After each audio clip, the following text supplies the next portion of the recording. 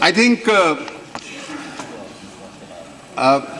since I drew out the history of the clumsy drafting from the Constituent Assembly itself, I think a hair splitting is not a response to this. Now, if you go back to the amendment to Article 269A, subclause 1 clearly says, shall be apportioned between the union and the states in the matter provided so and so. And then it further says in 1A, this amount apportioned to a state shall not be a part of the consolidated fund. So it exactly says what you are trying to say. But in any case, I take it it was not a case of a clumsy drafting. It had good constitutional precedent. One of the questions raised was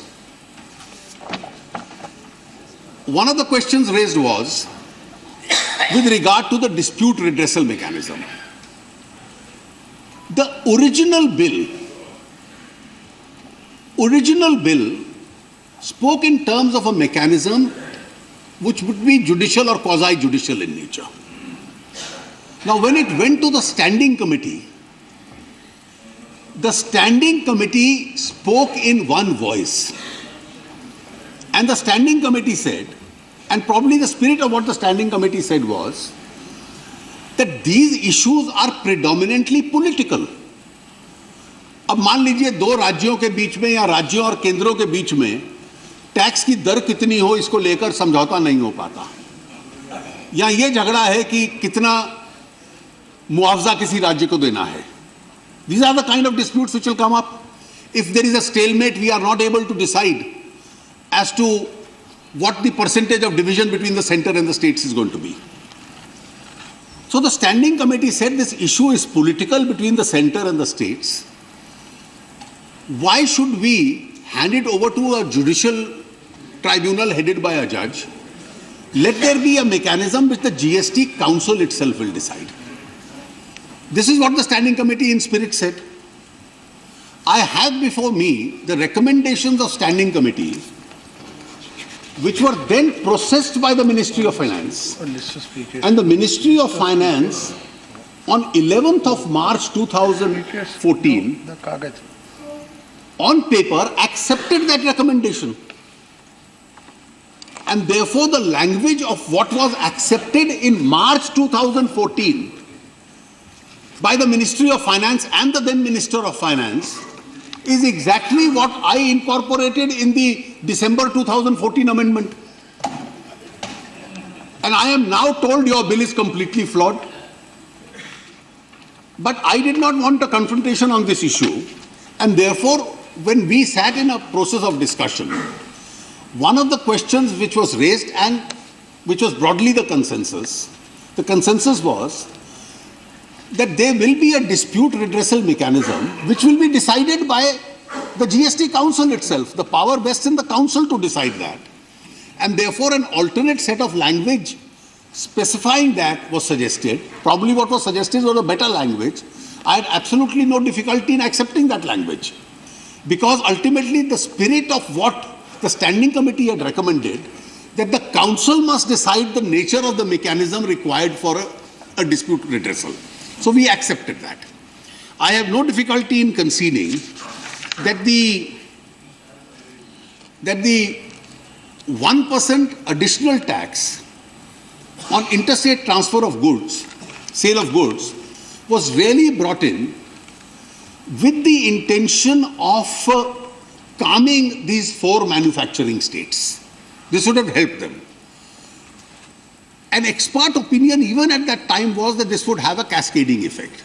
There was a divided opinion on this. And finally, since we were cushioning the states against compensation for loss in 5 years, even if this 1% went away, it would make no difference as far as these 5 states were concerned. Therefore, in the spirit of reconciling the entire issue, we have agreed to this. So, important issues have been raised by several members, particularly the members from Maharashtra have raised it. It applies both to Maharashtra and Karnataka with regard to the entry tax and octroi. Now, when octroi or entry tax is subsumed into the state GST, the state GST itself, the kitty would expand, but the fear is that the municipality could be then starved of funds. That's the entire objective. I have discussed it from the honourable members from Maharashtra who have raised this issue. I also had then, in order to bring about clarity on this issue, discussed with the Chief Minister of Maharashtra yesterday. There are various kinds of solutions which are possible. I have read out the powers of the GST Council, and therefore you can have under Article 243X of the Constitution, which provides for empowering the municipalities to raise taxes. The state government is empowered to have a law which empowers the municipality for their own taxes itself. That is still open. Alternatively, I put it to the Chief Minister that in the state GST law, could you also consider providing a devolution, since this problem is now really, the entry tax problem is real in the context of Maharashtra and Karnataka. And Maharashtra Chief Minister told me, so I'll look this way. No, I'll certainly look this way. I'll look this way. And therefore, even I must say, in all fairness, even Mr. Praful Patel yesterday discussed this issue with me.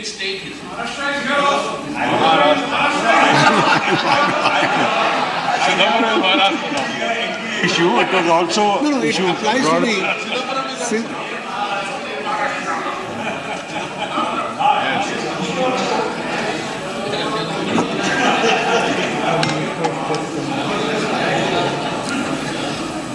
And therefore,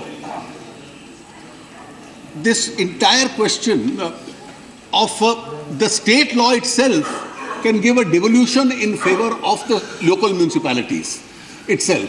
And the Chief Minister assured me that he would have absolutely no difficulty in doing that, so that the interest of the municipalities in Maharashtra to be, or particularly Mumbai, which has large amount of funding because of octroi, itself is protected. Tomorrow a situation does not come that a state government refuses to give funds and the municipality itself is unable to reach a fund. That's not a happy situation, and therefore a solution within the framework of the GST is very much workable as far as that is concerned. The AIDMK's basic objection that it hits at federalism. As I have been repeatedly saying, that it's an exercise in which the center and the states are both pooling in their authority. You are not giving up your power in the favor of somebody else. You'll be a part of the exercise of that power. And therefore, with pooled sovereignty, center and the states, if they can come out with a better mechanism and a better system, I think it is in the larger interest to accept that particular proposal. There were several other questions which have been raised by honourable members, particularly a question which Mr. Satish Mishra had raised with regard to clause 21 of the Constitution Amendment, which says that for a specified period, specified in the amendment itself, the President can pass an order altering any of the provisions if he finds that for its better functioning it is required. Now, this is equivalent in an ordinary legislation to a power to remove difficulties, which we have in every ordinary law. Now, the argument was, can there be a constitution amendment in which, after Parliament has passed it, state governments have ratified it, the President has a power to alter some provision even for a temporary period itself. This power is conferred in the President under Article 392 of the Constitution. And therefore, the Clause 21 is in consonance. Even the 2011 bill had an identical clause, and most constitution amendments carry that clause, that in case with regard to its functioning, there is a difficulty within a given period of time, the President will have a power. More particularly with respect to 1935 Act and when the Constitution came into force, it says, the word uses more particularly. in 392. No, more particularly means it deals with the original. Sir, it deals with the original constitution. It deals with the original constitution, but it says, I am reading Article 392, the President may, for the purpose of removing any difficulties, particularly in relation to the transition from the provisions of the Government of India Act 1935 to the provisions of the Constitution, that is, from 1935 to the provisions of the Constitution. So the entire exercise, including this Constitution, by order direct that the Constitution during such period as may be specified by that order have effect subject to such adaptations, whether by way of any modification, addition or omission, as he may deem it fit, necessary or expedient.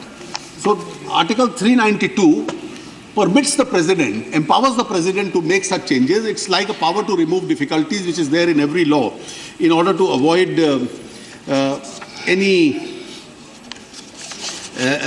difficulties itself. Mr. Naresh Gujral's point that with regard to input credits being taken into consideration or not, these will be decided by the Council. The Council is yet to be constituted. The Council will decide these. And the Council, after it decides this, will make recommendations to that effect. That situation doesn't come. The Constitution amendment is only an enabling. ये तो केवल अधिकार दे रही है हम लोगों को कि इस प्रकार की काउंसिल और इस प्रकार का अधिकार बनाने के लिए. इसके अंदर वो विषय समाप्त नहीं होता. दूसरा एक विषय which Derek and I think Sitaram had raised with regard to one particular amendment which has been made with regard to the extent of devolution. There was an error in the recommendation, the drafting based on the recommendations of the Select Committee. That is only intended to correct that error. We'll be taking that up with the Empowered Committee itself. There was no other intention because we can't allow an error to creep into a constitutional amendment, and therefore that error had to be corrected. I have checked it up myself. I will explain it to the chairman of the Empowered Committee and the members at their next meeting itself. Sir, the principal concern has been that we must have a uniform tax structure, and I agree with the question which Mr. Chidambaram, Mr. Anand Sharma and several other honorable members have raised, that an effort has to be made to see that the rate is kept at a reasonable extent. I think we should not, we are still one step away from there. Today we are passing an amendment which is enabling in character.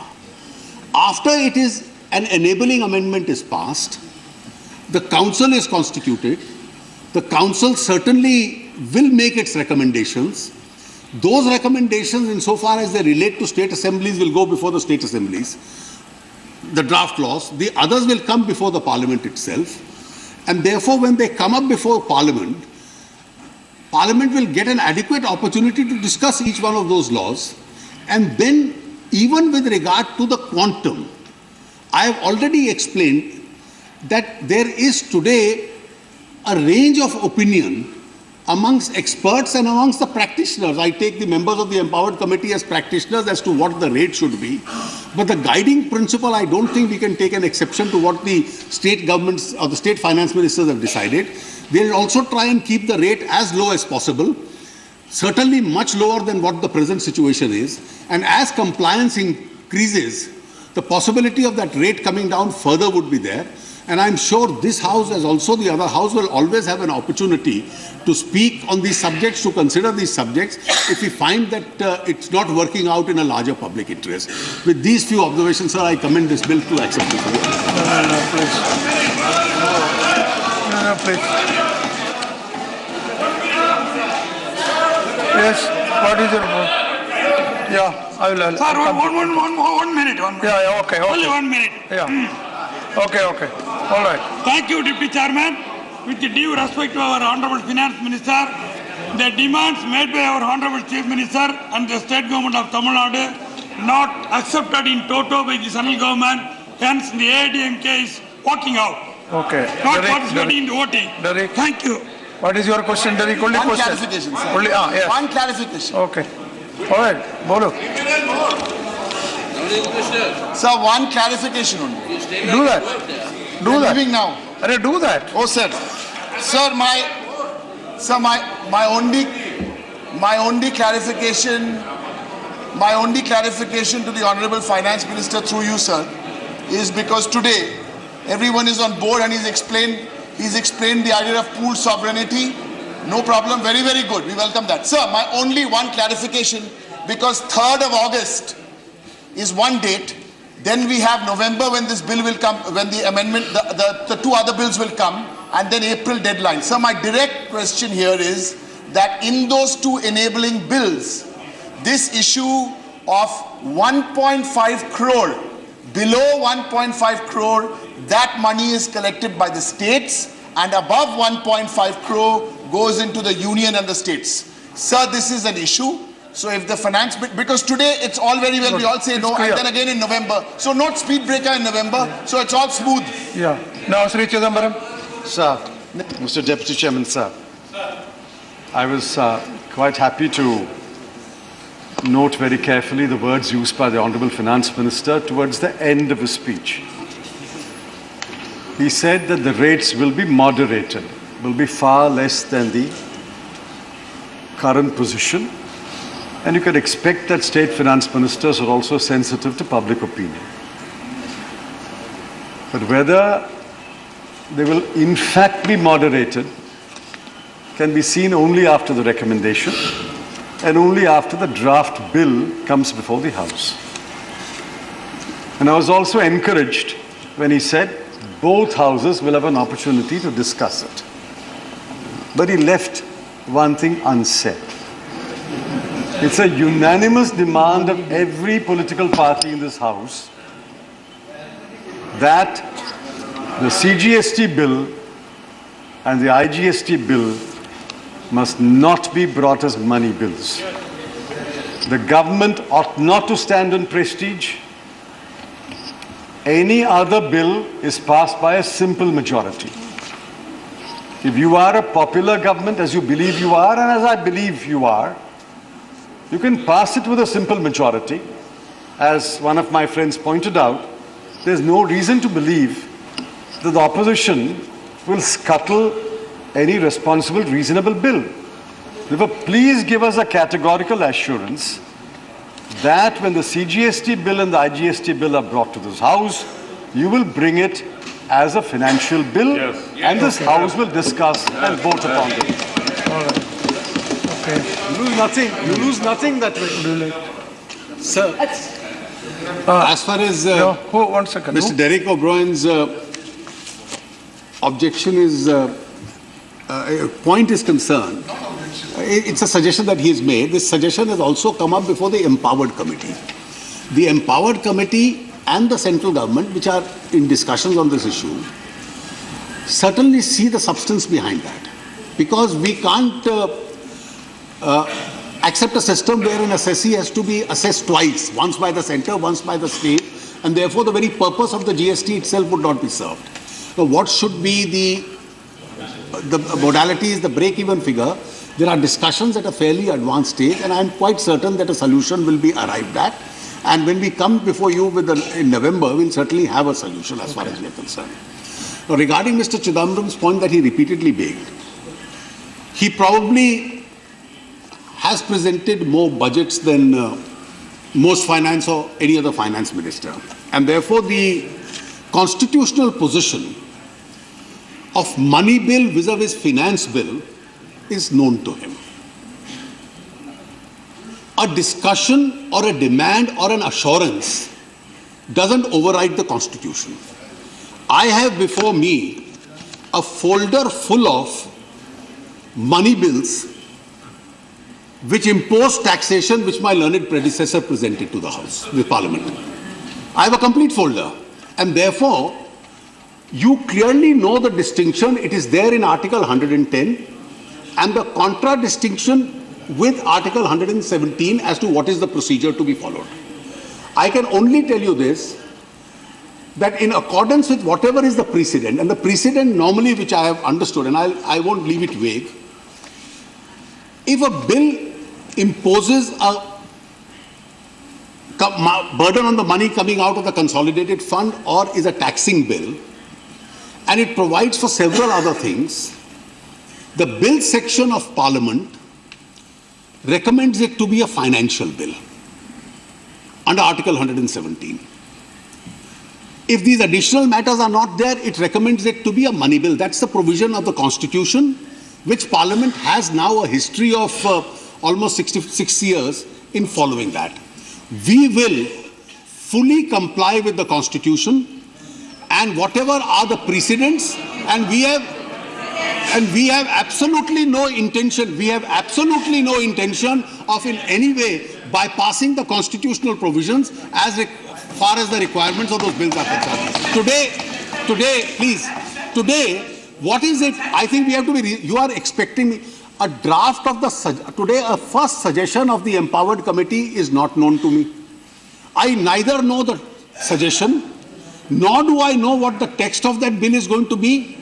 And therefore, in anticipation and imagining what that is going to be, I must give an assurance. That is something which is extremely unreasonable per se.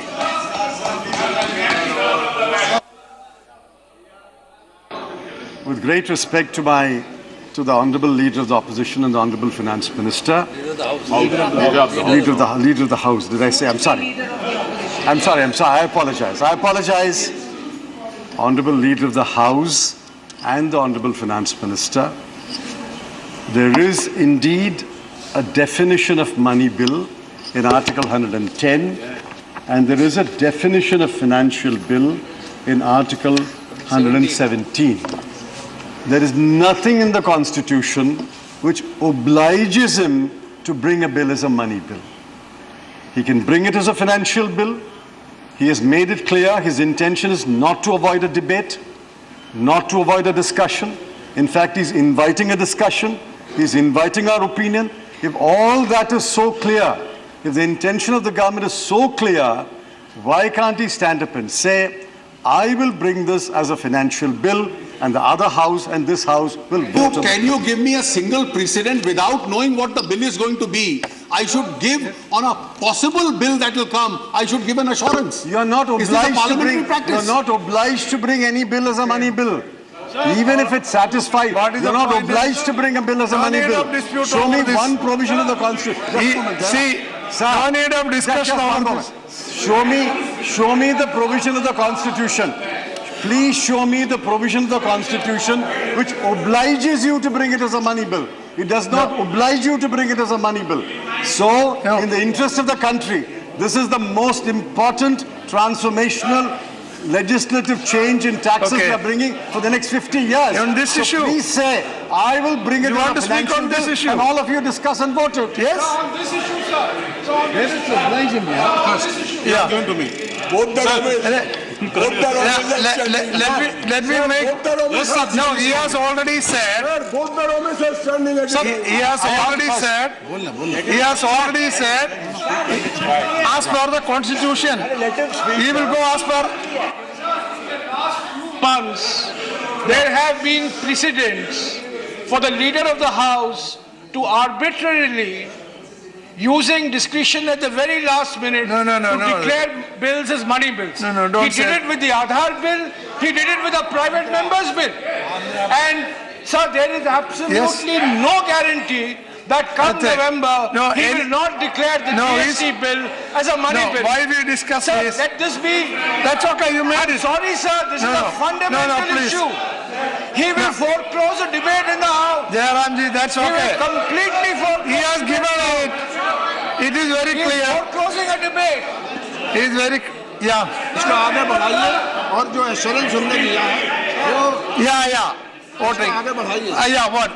See, Minister has given the assurance that he will go by Constitution, only by Constitution. Still we are facing the problem. Maybe shall be. Oh, you still we are facing some other point. Yes, sir. Still we are facing the problems in Andhra Pradesh Reorganization Act. Okay. And now he is telling the clumsy drafting. What? No, leave that. Which What's your point? AP Reorganization Act bill, sir. How it was? Maybe or shall be. Yeah, maybe shall be is there. Like there, so many. See, there are the That's revenues. okay, there is no dispute, sit down. Why, sir? Why? You are He opposing can Shalvi. raise the issue. You want it to be- He is the instrument of the drafting of the listen. FSC organization bill. How many? You how want they to change drafted it. that bill? No, no. How they drafted that bill, sir? On that bill, we are facing a lot of problems in our state now. No, what I fail to understand is, Minister said it really shall be. You want to change it? Entire state is No, facing the you want to problem, sir. change it? Entire state is problem. He is the instrument No, of what are you drafting doing? that bill. See, but you... Everything that can, maybe shall be. You speak clarification. What are you doing? Yeah, please. No. What is... Why? No, that's over, I think. I just want to make one comment.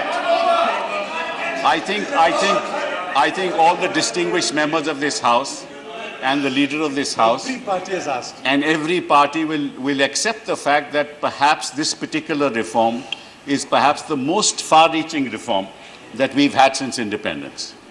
And I think in that context, for the finance minister to dilly-dally and to say that we will go by the Constitution and not be upfront, he should categorically state that he intends to take this House in confidence for these far-reaching reforms, and that he'll take our views into account for the purposes of taking decisions in this House. And if he does not do so, it's quite clear that he wants to bring it as a money bill, and he doesn't want a discussion in this House. While there is And I no think you- obligation all right. for him to bring it as a money bill. Okay, now let Second me... point. All right. Chairman, sir. No, I have to proceed. Mr. Deputy, No, I you haven't said- finished. I haven't finished. The second point, which is even more important, it doesn't obligate the finance minister to bring it as a money bill. Under the Constitution, that has already been- under Article That Chidambaram has 173, already said. he may bring it as a finance bill. So I think it would Okay. it would be gracious of the finance minister and of the party to actually bring it as a finance bill, and that's All right. the assurance that this House wants from you. All right. Okay, now... No, you had your point. It happened with the private members bill, it will happen with the GST bill. Now let me proceed with the bill. Now please, I shall now put the motion for consideration of the Constitution 122nd Amendment Bill 2014 to vote. The question is that the bill further to amend the Constitution of India as passed by Lok Sabha and as reported by the Select Committee of the Rajya Sabha be taken into consideration. Those in favor, please say aye. Those against, please say no. I think the ayes have it. Now the ayes have it. Under the Article 368 of the Constitution, the motion will have to be adopted by a majority of the total membership of the House and by a majority. Honorable Deputy Chairman, No, please, I'll start it. we have No. already said, made it clear No, in our meetings also and here also, that we are not opposed to this. We are going to support. We have been supporting from the beginning. We will support right now also. But whatever is going to come in the month of November and December in the monsoon session, this is the apprehension. And in this, for the members of this side, that we have been saying on earlier occasions also that number of bills have been presented here as money bill. So we had no voting power. So this is one of the most important bill, as has been said by my colleagues, the most historical bill since independence. What is the harm if Honorable Leader of the House and the Finance Minister, he assures this House that this bill, which is going to come in the month of November or December, will be a finance bill, not a money bill. So I think the whole purpose will be frustrated. The efforts made by the government, this side, and the efforts made by us during the past few months will be totally frustrated. So I think the purpose is not going to solve. I would submit to Honorable Minister, I would request Honorable Minister to make